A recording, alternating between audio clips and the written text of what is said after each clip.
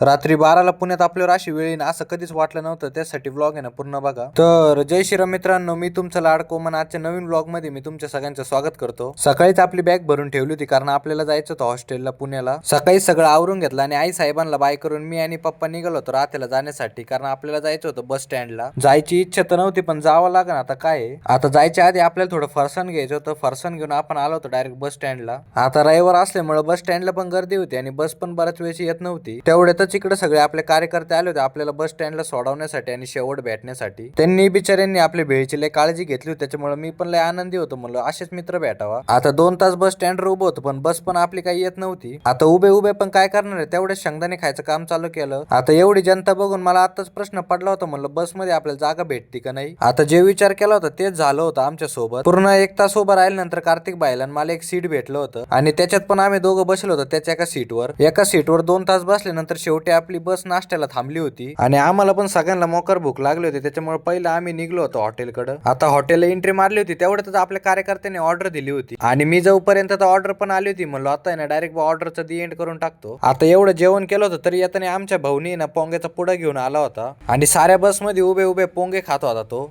आता तो तर पोंगे खात होता पण उभे उभे सगळी बस त्याच्याकडे पाहत होती. म्हणलो देवानी मला मित्र पण खतरनाकच दिले होते. आणि तेवढ्यातच रात्री 12 वाजता आम्ही आलो होतो शिवाजीनगरला. आल्यानंतर भूक पण आम्हाला लागली होती आणि शेवटी एका ठिकाणी आम्हाला जेवायला भेटलं होतं. आता व्लॉग आवडला असेल तर फॉलो करून नक्कीच जा आणि शेअर पण करून टाका.